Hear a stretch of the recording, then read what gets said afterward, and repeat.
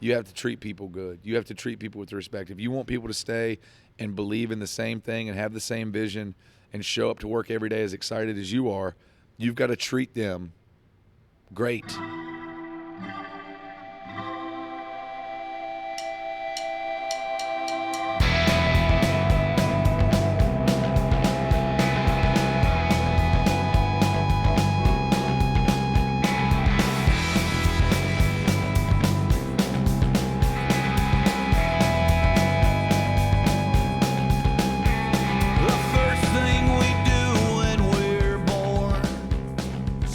Welcome to the Marinade, a free-flowing conversation about the creative process with creative people. Each episode we welcome musicians, actors, comedians, authors, visual artists, filmmakers, anyone who creates art to talk about how and why we make stuff. This is episode 179, and our guest for the third time is BJ Barham. BJ is the creative force behind one of my all-time favorite bands, American Aquarium. He was on my short list of dream guests when I started this thing back in 2016, and I was thrilled that he agreed to be my guest for episode 1.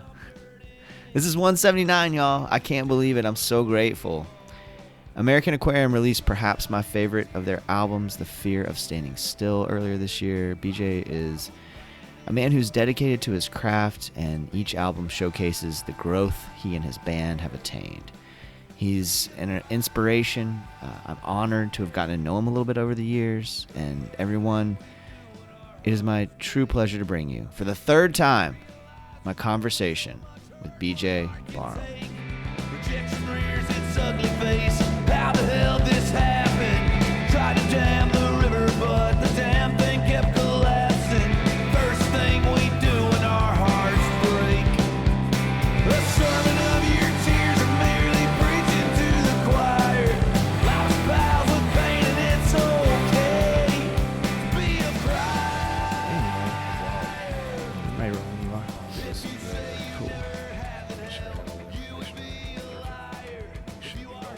Awesome. Heck yeah. BJ, thanks for doing this. Heck yeah, man. Thanks for having me back. Yeah, hell yeah. This is appearance 3. Yeah, for sure. One of the few hat tricks, Marinade hat tricks. Yeah, thanks for making it work with my schedule. Oh, Appreciate for sure, dude, for sure. I was just off mic talking about your solo show in Jacksonville earlier this year. Yeah. And it came at a time I've seen you solo a bunch of times, and it's always good medicine, and it always seems to be what I need in that moment. Yeah.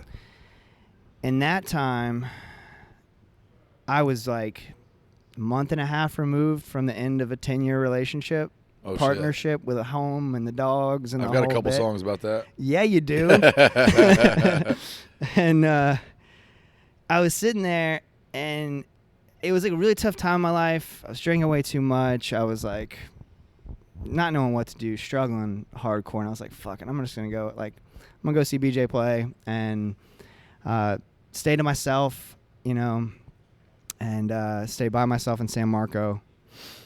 And you played the first year. And, I've heard that song plenty of times, right? Yeah. I'm a big fan of your work.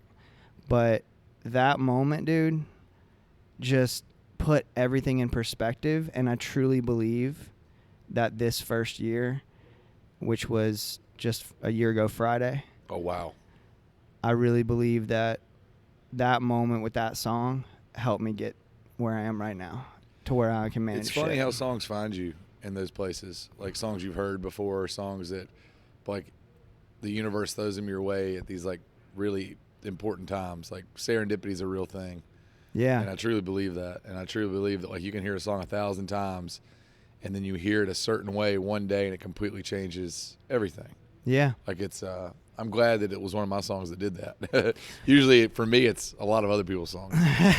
Well, that whole set, and there was a moment. I've been writing a lot of songs lately as a creative outlet, as a cathartic outlet for dealing with all this shit, right? Yeah. And I was watching. I don't even remember which song it was, but whatever you were playing, I was like, something unlocked in my brain, and I just, in my notebook that I had on me, a song poured out. Oh, that's amazing. And that's my favorite song that I've written. Hell yeah. Yeah. So I wanted to thank you first off, You're just welcome. starting out. Those solo shows are they're some of my favorite shows just because of what I'm able to do in those shows. Mm-hmm. Like with the band, if I was to tell a story after every other song, Yeah. it would get really fucking weird because the band's just standing there, and it's probably a story the band's heard 100 times. Yeah. And so it's really hard to keep a rock and roll show going with more than one or two stories throughout the show. But those solo shows, like, it's become, our fan base knows that if they show up at those, they're getting something completely different. You know, you come to see the band, like tonight, we're going to play like 25 songs tonight, and I'll probably talk twice. Yeah. But if you come see the solo show, it's the same 2 hours, but there's only about 9 songs. And then all the stories behind those 9 songs in that 2 hours. And I think it's fun because I don't think a lot of frontmen of rock and roll bands could keep an audience for 2 hours with just them and an acoustic guitar and the stories that they've lived. Yeah. And that's a really neat thing. I couldn't do it 10 years ago. I tried to do solo tours 10 years ago, and it just didn't make sense. Like, I was playing a lot of shows. I wasn't talking as much. I didn't have nearly the life experience. Yeah. But 20 years in, you know, I've got a story to tell. And I'm really fortunate because I do the solo thing once a year. And I'm really fortunate that people show up just as much for that as they do for the full band. Yeah. The solo show, I announced it in a couple weeks. Like, the solo show's in theaters now. Like, I'm going to be playing like 500 to 700 person theaters in March doing the solo thing. Yeah. Like, and it's kind of neat that people get to see both sides of that coin. You know, they get to see the full-fledged rock and roll machine that is American Aquarium, but then they get to see just B.J. Barham, the songwriter, telling stories and being pretty vulnerable on stage. And if you're a real fan of the band, I think people appreciate both sides of that coin. I think it's interesting on the vulnerability thing how, and maybe this is just the headspace that I was in at that time. I just told you I was at the lowest point of my life. Yeah. But it does seem almost like it's not like you've backed off the vulnerability in any way as the profile of the band has increased, as the crowds have increased, as the number of eyes on it have increased. And I feel like there could be a tendency, if there's more eyes on it, to be less vulnerable. And I'm curious, like, how you maintain that vulnerability, maybe even spike it up a little bit, it feels like to me. It's just about pushing yourself. It's about pulling those layers back. You know, young me couldn't do that. Young me only wanted to write about the good stuff or the fun stuff or the rock and roll stuff. I'd never attacked any major subjects early on in my career. I was just writing about, here's a song about going to the bar on Friday night and what happened. Yeah. And then there's a song about it. And that was a time and place. Like, when I was in my 20s, that was what I wanted to hear. That's what people wanted to hear. But as you get older, like, nobody wants to hear the 40-year-old dad talk about how he's going to the bar to pick up chicks. Like, it just gets sad at a certain age. It's like doing blow with your friends in the bathroom at 20 is cool. Doing blow when you're 40 in the bathroom by yourself at a rock club is kind of sad. Mm-hmm. And that's kind of where I am. And I want to talk about the shit that really affects me or challenges me or inspires me. And, like, I'm at an age where I'm going through loss. I'm going through death of friends. I'm going through miscarriages. I'm going through, you know, watching friends get divorced, watching friends lose people they care about. And I don't think 20-year-old me, one, I didn't want to write about that kind of stuff. Mm-hmm. Two, I couldn't have. I didn't have the life experience to write on that level. Mm. Once I learned that vulnerability was a superpower and not a weakness, that was what changed everything for me. Because I used to think, like, I don't think anybody wants to hear about my problems. I don't want to think about anybody wants to hear about the doubts that I have about me or the worries that I have about, like, these existential crises I'm having on the inside of my head. But the minute you throw a song like The Unfortunate Kind out there, Mm-hmm. or, to be honest, the turning point for me was Losing Sight of 25. That was a song I wrote that was very personal. It was about turning 30, questioning, like, what the hell am I doing with my life? Mm-hmm. I looked at the boys. I'm like, are we sure we want to put this on the record? because like this is a song that like nobody's gonna it's not gonna resonate with anybody else. Like this is about like me and my internal dialogue, like worrying if I made the wrong decision. Yeah. And we put it on the record, and it turned out to be one of the biggest songs we have as a band. And in that moment, I realized, like, if I question if it's too personal, it's usually the song on the record that really crushed. Like, First Year is the song off Chickamaucomico. And, hell, Chickamaucomico, the title track. Yeah. Those are songs where you write them, and you're like, am I revealing too much? Am I being too open with these strangers out there? And what I've learned is those are the songs I get the most messages about. Like, hey, thanks for writing about this really tough thing that you went through. You writing about it is what provided, like, the roadmap for me to get through it. And once you realize that writing about the toughest shit you've ever been through is going to help somebody get through that exact same tough shit, that almost feels like a superpower at that point. And you really want to do it more. You want to write songs that may not be top 40 singles or your biggest stream song, but the song that somebody turns to in the darkest moment of their life, and it pulls them out of it. Yeah. And I pride myself on having, I'd say 8 or 9 songs on any given day that I'm like, this song has helped a lot of people. And I feel really good. And I don't get to play them every night because sometimes they're slow and they're really a little too emotional to play every night. But they're the ones that are on the records that when people find them at the right time and the right place, they're the ones that make sure those fans they're fans for life. Because they're like, that guy got me through my divorce. That guy got me through our miscarriage. That guy got me through the loss of my dad. That guy got me sober. That guy, like, that's the, like, if you'd have told 20-year-old me that I'd be writing songs that help people on that level, I'd have told you were crazy. I was writing songs to have fun. We were a bar band. I was out there. I was heavy drinking, heavy drugging, chasing gals. And if you'd have told me at 40 that I'd be writing songs that really help people through, like, really dark moments, like a real songwriter. Like, I'm a real songwriter now, which is something I didn't really consider myself in my 20s. Yeah. And it's nice to, as, you know, I turned 40 this year, it's nice to see when people list, like, their favorite songwriters. I get listed with some of them, like, my heroes. And that's a real, I feel pretty good about it. You know, there's so much that you said in there I want to discuss, but one of the things that you mentioned, well, I'm going to circle back to that thought because I don't want to miss out on the opportunity to ask you about kind of inflection points in your life. Yeah. You mentioned Losing Sight of 25. That record, that song really lands with a lot of people. It did for me. Yeah. I'm a few years older than you, but we're around the same generation. Yeah. The elder emos. Yeah. I'm a trailing Gen Xer technically, but I'm like right there, you know. I'll be 44 Friday. I'll be 44 Friday, yeah.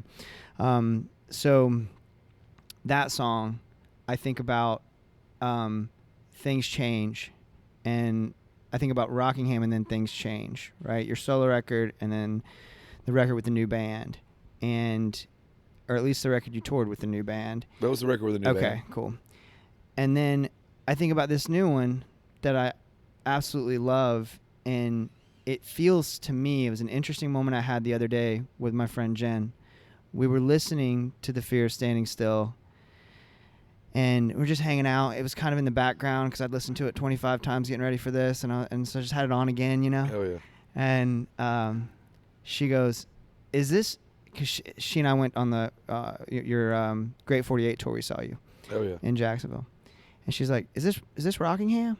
And I was like, no, Jen, this doesn't sound anything like Rockingham. And then I started listening to it, and I was like, I don't know. There are some certainly themes, and I know that you deal in similar themes a lot, but it feels to me like those were inflection points maybe in your life, and I wonder if that's accurate, and I wonder if you were conscious of it. There's a bunch of notes of home. Like, Rockingham is totally a love/hate letter to my hometown. Yeah. It's about the place that raised me, for better or for worse, the lessons that I've learned. And there's 2 or 3 songs on this new record that very much take place in that same setting. Mm-hmm. Songs like Cherokee Purple, songs like The Curse of Growing Old. Those songs all take place in Reedsville, which is where Rockingham takes place. So that doesn't surprise me that people pull the same stuff because I'm going into the same well on that. I'm going into nostalgia. I'm going into the place that I spent the first 18 years of my life. And I'm describing it in detail. So that doesn't surprise me that people can listen to a song like Rockingham or a song like Reedsville and then hear a song like Cherokee Purples and be like, does this take place in the same universe? Yes, it takes place in the same 10-mile span of Rockingham County. So that doesn't surprise me at all. But I wonder if your headspace is similar. Like, what do you think of? My records are very much like chronological snapshots of where I am. So like, it's if it's the same headspace, it would be 40-year-old me writing about what 30-year-old me was trying to write about. You know what I mean? And I'm just a better writer now. And so it's me maybe challenging some of the same ideas, coming at it from a different angle, but writing at it as the 40-year-old version of me. Yeah. Because like the writer that I am today is just kind of heads above the writer I was when I wrote Rockingham, which is heads above the writer I was when I wrote Dances for the Lonely, which is heads above the guy that started the fucking band 20 years ago. And I think that's what you're supposed to, like, you're supposed to get better. Like, it's a craft. Like, every day you wake up and you put the effort in and you do the work and you're supposed to get better. And so I'm just really lucky that, like, 20 years in, you know, I've showed up to work every day. And I've put in the work and I've tried my best to get better. And so a record like The Fear of Standing Still is my newest build. You know, if I'm a carpenter, this is the newest thing I've built. And I did it really well. And I took a lot of time and I executed a lot of things on it that I really wanted to, that maybe I couldn't have at 30 or 25. So, yeah. You worked with Shooter on this, and I've been such a big Shooter fan for so long, and I've heard you say really complimentary things about him, like him being, you know, another member of the band, and like, I'm just curious. Also, like you said a lot about what it's like to work with him creatively. What's he just like as a hang? I talked to him today. Yeah. He's the best. Like, I don't really see myself making records with anybody else anymore. We've done 2 records with him, and both of those records have been just absolute home runs. I don't see myself working with anybody else in the foreseeable future. I think Shooter's our guy. He brings out the best in this band. He brings out the best version of this band. He's like the 7th member when we're in the studio. Like, he trusts us just as much as he trusts himself. And I think that's a big thing for us. But yeah, as a person, he's just, you would think that somebody that came from that kind of stock, you know, 2 of the original 4 Outlaws are his parents, you know. Yeah. He comes from this long line. Like, hell, it's like his name's Waylon Jennings. Yeah. You know what I mean? It's like he comes from this. You would think it would be like there'd be an arrogance that comes with that kind of stuff, but it's not. Like, he's just the most down to earth, real human being. He's just a music nerd. He's all of us. He's a record collector. He's a guy that goes in and reads comic books and listens to music and watches movies and like he's a sponge. He just retains everything. And so the fun thing about making records with him, it's like making a record with like your favorite like local indie record store clerk. Cool. Like, they know every single personnel liner note, fun fact. And so sometimes, like, what if we try to make the drums sound like this one track off this one record from 30 years ago, but, like, if this person was playing it instead of this person? Yeah. And it's really neat to, like, approach records, like, from – we're all just music fans. Yeah. So it's really fun to make records that way. And, yeah, again, I don't think we're going to be making records with anybody else for the time being because Shooter's just our guy. You got an incredible band. You've had the same guys for a while now, and every single time I watch you, every single time I'm like, God, that's a shit hot band. And you're constantly working, you're constantly creating things. Do you have any thoughts about sonically any sort of wacky direction? Or no, I think every record of ours sounds different than the record that came before it. Yeah. And that's always our main goal is, you know, just trying to keep it fresh. But we also realize that when you're making these records, you also have to, any song I put out on the next record, at least 3 of those 4 songs on a nightly basis have to sit side by side with the rest of my catalog. So you're trying to find stuff that pushes into corners that you haven't approached yet, but still stays inside of like what we're trying to do. Like I'm not putting out like an electronic record anytime soon. You know, I'm not putting out a jazz record anytime soon. Like we know what we do and we know what we're good at, and we know kind of that realm that we have to operate in.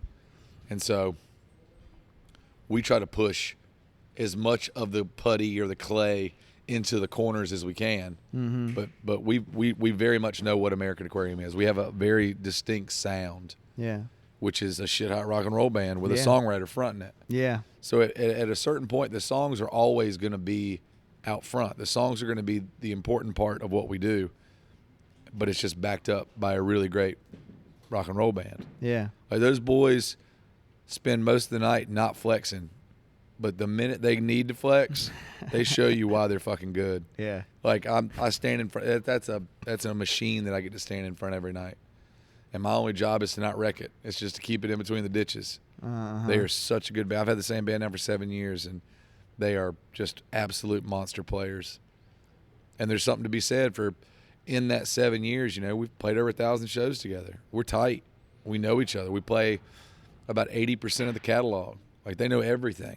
The records they didn't play on, they know it front to back. And they're really, really good at it. And I'm thankful to have the band that I have. I think I saw one of the first shows y'all had in Dallas. I happened to be out there for the Florida and Michigan game, and I can't remember the name of that venue. It doesn't matter, but it was one of y'all's first shows together. It was the Granada Theater. That's exactly where it was. Yep. Yeah. Yeah, it was like the third show. And I remember there was a different energy about it. You know, I've been a fan for a long time, and there was definitely a different energy about it. It's so cool to see, so exciting to see. Well, it was a bunch of people that wanted to be there.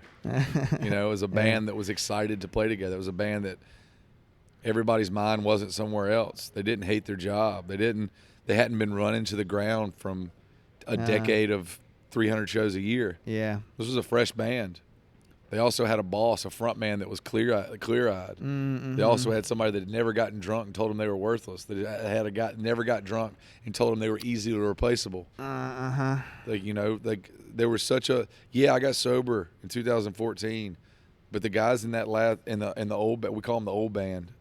The guys in the old band, a couple years they had me sober did not make up for the years that I was just a shitty friend and a shitty boss and a shitty front man, just a shitty person. I was a bad person.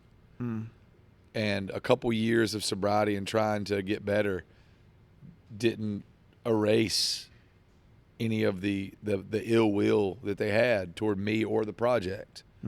So when you bring in a completely new band, like my dad taught me that there's no such thing as a mistake as long as you learn something from it.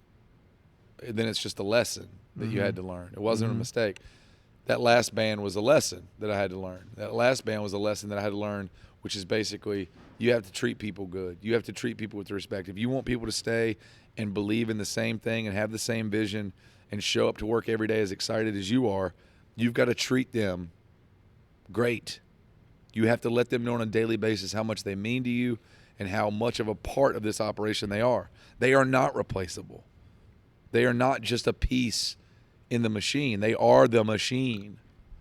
And that last band didn't get to experience that from me. That last band didn't get to experience the person that I am today. They got to see small pieces of a guy building toward what I am today. Yeah. But they still had the remnants of this. Again, I can't reiterate it enough. It's just a shit person. And it'd be easy to blame it on the drugs and the alcohol because I was an addict. But I was also I was a bad guy. Like I was selfish to a point where it ran everybody I cared off. And for a long time, I made a career out of that. I was like, I'll just put it in a song. Woe is me. Nobody loves me. I can't keep relationships going. Turns out when you look in the mirror long enough, you realize that you're the fucking problem. And that if you do want to have any kind of meaningful relationship, be it romantic or professional, you just got to be a better person. And so this band, and to this day, you'll see it tonight. The same people you saw 7 years ago in Dallas are the same people on stage tonight, smiling, happy where they are, excited to play music together. Yeah. Friends who hang out and get meals together before the show. Like it's just a different ball game, and I'm blessed Because like I said, the guy that I was the first 10 years of this band does not deserve the guy that's got the last 10 years of this band. Man, you're always so self-reflective, and that came out in that in that part of our conversation, and I appreciate it. And earlier you mentioned turning 40. You mentioned mortality. You mentioned the things that we go through in our 40s that, quite honestly, dude, I'm struggling with a lot, you know? Yeah, it's tough. The loss, yeah. And I'm curious how you're processing that stage and, like, what you're doing to process it. I write it. I write it out. Any fear, any worry, any question I have for the universe is in a song. That's how I'm able to remain relatively chipper. Is I put all of that bad stuff into the songs. I put all of that anxiety and worry and doubt about humanity into music. But I also find a lot of comfort because when you do that, when you take your biggest fear and you write a song about it and you put it out in the world, and then you hear everybody else be like, I feel the exact same way. Mm-hmm. Once you build that community around it and you realize that you're not the only person worried about life or loss or love or, you know, what comes next, then it takes a little bit of the power away from it. When you drag the thing out into the middle of the room and put a spotlight on it, it's not scary anymore. It takes all the fucking fear aspect away from it. When you realize that the universe isn't hurting you, the universe isn't punishing you, this isn't karma coming back. It's just something that if we live long enough, we have to experience loss. And if we live long enough, we have to experience somebody that we love telling us they don't love us. And if we live long enough, we're going to lose everything that we thought mattered to us, and we're going to gain so much more the next go round. Mm-hmm. I find a lot of comfort in knowing, because I used to be like, man, this shitty thing happened. Why is this only happening to me? And by writing songs about it, you realize that it happens to everybody. It's just called the human experience. Mm-hmm. And I find a lot of solace in the fact that, like, we're not going through this alone. We're going through this together. And that's the fun part about writing songs, because you get to be that reminder for somebody, like, hey, man, you ain't the first one that's been broken up with. Mm-hmm. You ain't the first one that lost their parents too soon. You ain't the first one that got a bad couple breaks in a row. But we're here together, and you're going to get through it. And that's what pushes me. That's what keeps me excited to keep writing about the really gnarly shit that happens, is because not only are you reminding yourself that it's just part of being a human being, you're going to be that roadmap for somebody else. And that's where you start feeling like a fucking superhero. That's beautiful. Yeah. What's the best meal you've had on tour so far?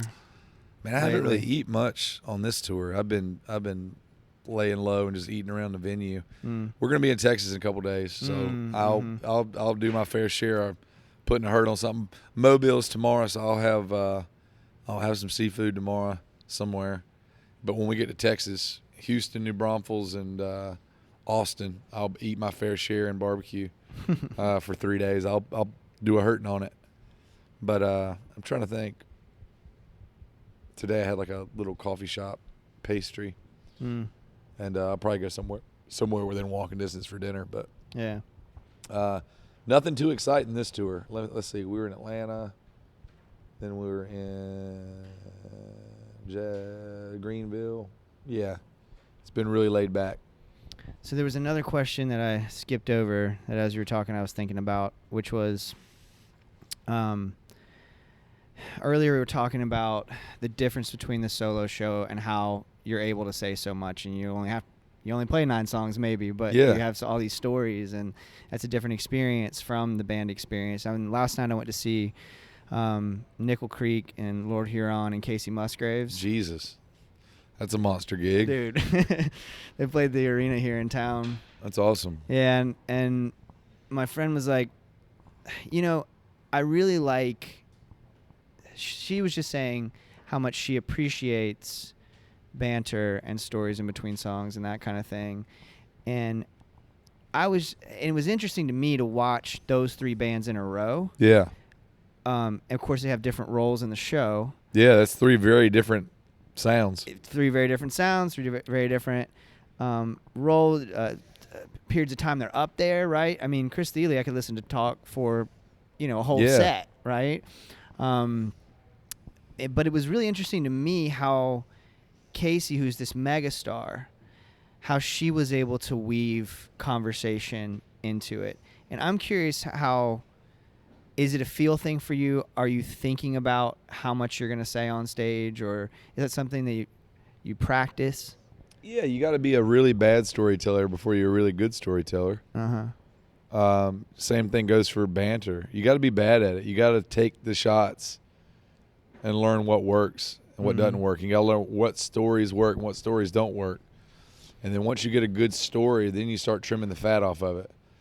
You trim off every part that is not needed for the final payoff. It's like stand-up comedy. You're literally just trimming down your set. It just so happens your jokes are only like a minute story about your life or setting up a song, and you've got to hit your marks and hit your points. And I've gotten really good at the banter. I've got really good at this show stuff. And occasionally there's somebody in the crowd that says something that lets you riff on that a little bit, and you get to make it a really in-the-moment, personalized thing instead of just kind of telling your story. But yeah, young artists, especially a lot of the artists that open up for us, they're like, how do you talk to the crowd like that? How do you talk to 1,000 people like they're your best friend? Yeah. Or tell them this most like super dark secret? How do you say that to a crowd of people? And then I realized, like, you just got to learn how to do it. Like, you have to take so many chances and do it wrong so many times. But the minute that you do it right, or even close to being right, you feel it. And you're like, oh, shit, that worked. Did y'all see that? Like, that, people connected with that. How do I find that lightning for a couple more seconds? How can I add 15 minutes onto it where they still are in it with me? And then that leads to just better stories, better banter. But, like, people like Casey, like, Casey's been playing forever. I guarantee there's probably YouTube videos of her playing some shithole bar in Texas when she first got started, trying to tell a story, people talking over her. Yeah. Or people, ordering chicken tenders at the bar, the grill right beside her, the stage that she's playing. But that's where you hone it.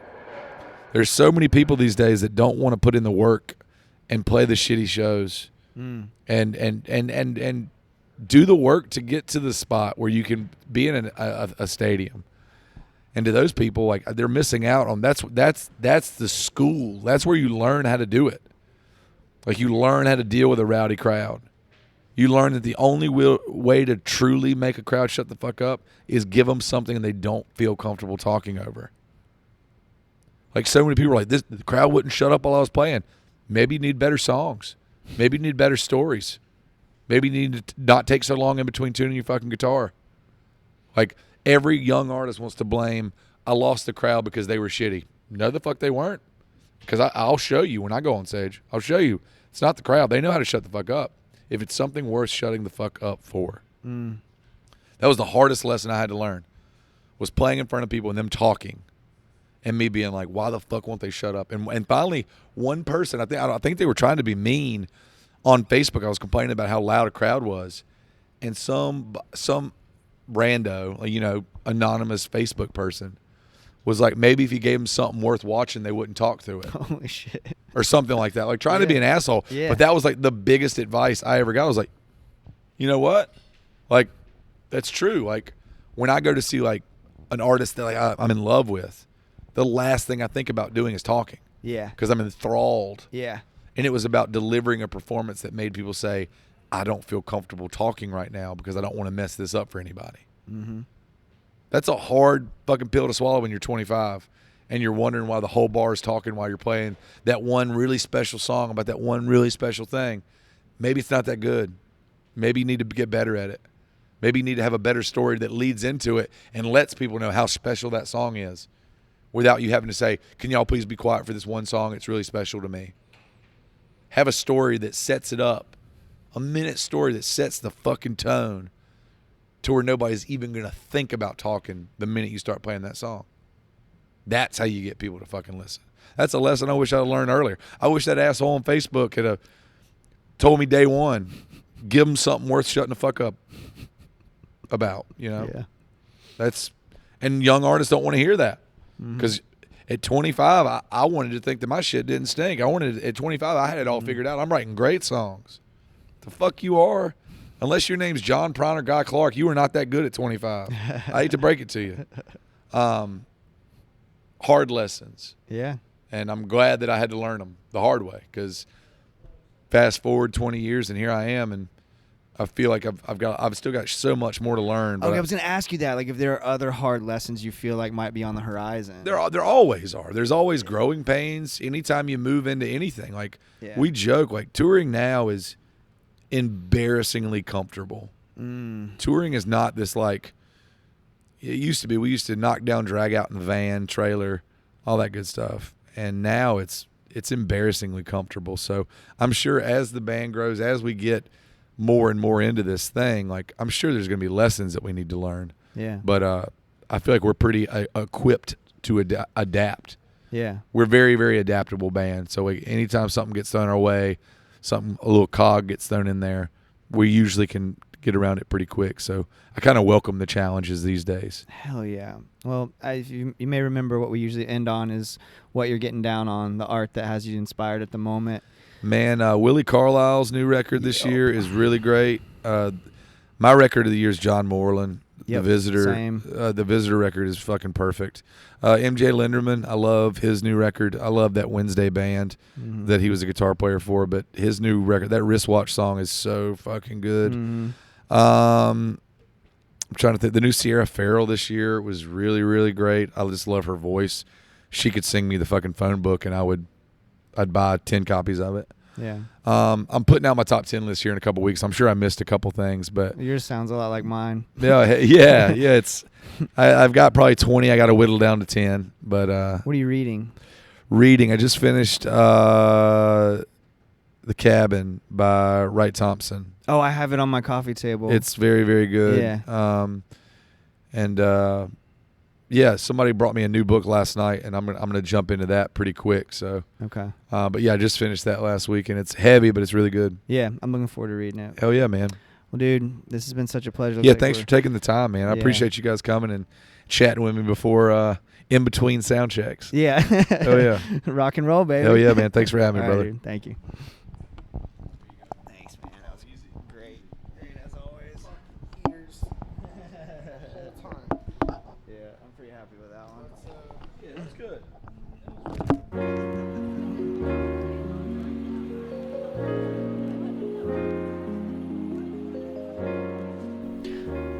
BJ Barham, y'all. Thank you so much, BJ. Thank all of you for listening. AmericanAquarium.com for all things BJ and American Aquarium. I'm recording this in a hotel room in Little Rock, Arkansas.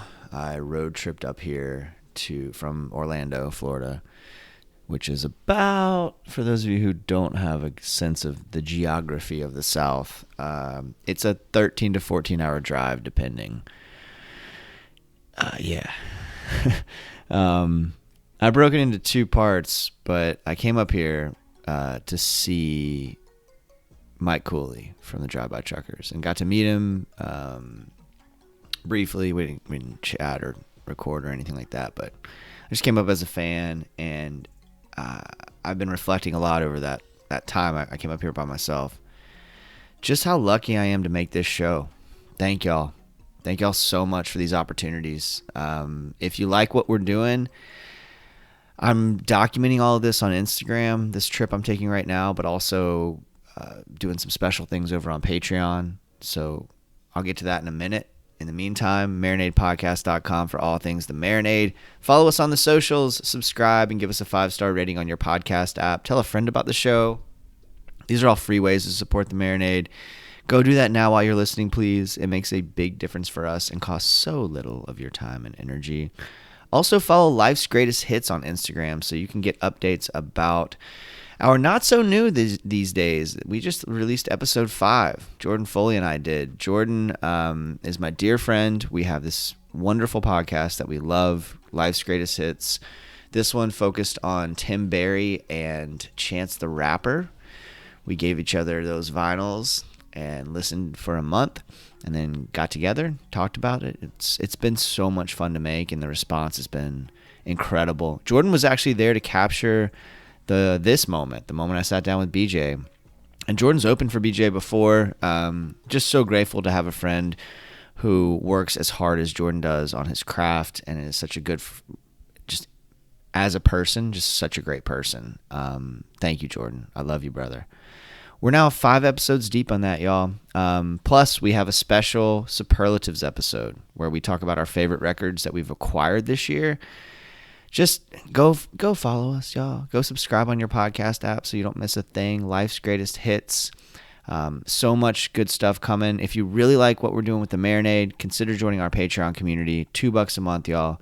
You can get access to Patreon exclusive content like our show Jason's Journey, where I talk about the moments that shape my creative life and provide a window into the process of making the Marinade. Y'all, you can try a free trial if you like it. No pressure. Try it for 7 days. Set a reminder on your phone in case you want to cancel. Keep going if you dig it. If you want to support the show financially, but you don't want to commit to a monthly subscription, I totally get that. You can Venmo or PayPal us. It's just at the Marinade, and all the money goes right back into the making of the show. Jen Ross and I recently covered Orange Blossom Review in Lake Wales, Florida. It was amazing. I'm planning on going to Bonnaroo again for the 3rd time this year, this summer. What else? Swanee. There's all these festivals and opportunities that our Patreon patrons help fuel. So if you can swing it, awesome. If you can swing a little tip on Venmo or PayPal, awesome. If not, we're just thankful you listen and spread the word about the Marinade. And until next time, go out and create something. Cheers, y'all.